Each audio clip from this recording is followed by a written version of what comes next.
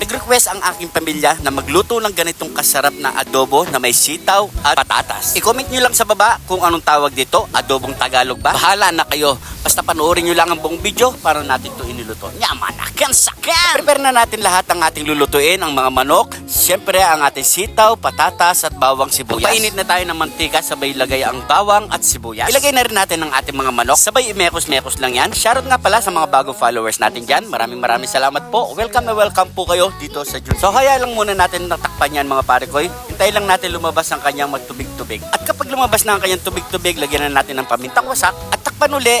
Bigyan natin pa ng 5 minutes. After 5 minutes mga pare ko, kapag ganyan na ang texture ng ating manok, ilalagay na natin ang ating mga gulay. At pakahalo lang natin yan. Kung napadaan ka naman sa parte ng video na to, paki-comment lang po kung saan umabot ang ating video para alam natin mga pare ko. At sa mga gusto magpa-shoutout, comment nyo lang po sa baba.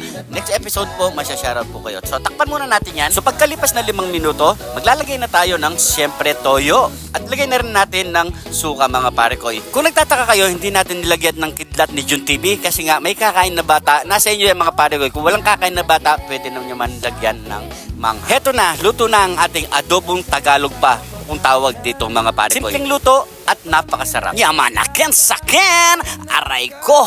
Pakak! Tayo po tayo. Ito, kumuha lang ako ng para sa akin. Ayan o. Ayan, thank you Lord sa pagkain. Lagyan na natin ng sabaw.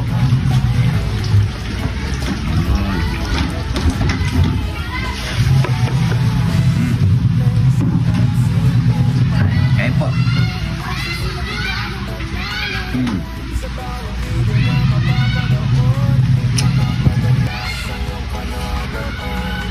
Sarap ng bakaw.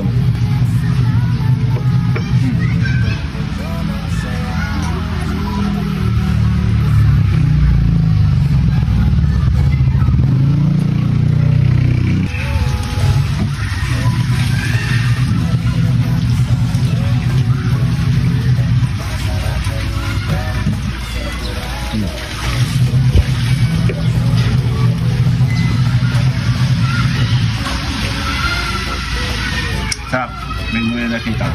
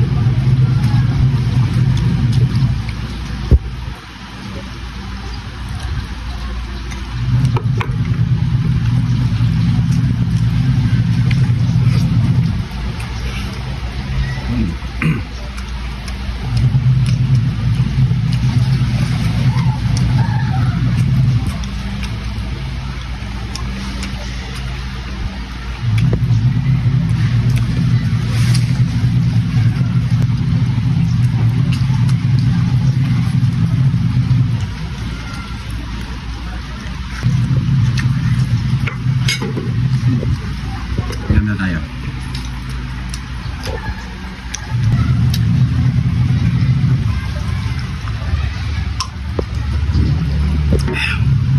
Ay, thank you Lord. So mga pare ko, maraming salamat sa panonood. Try nyo na, napakasarap mga pare ko. Ingat po kayo lagi dyan. God bless.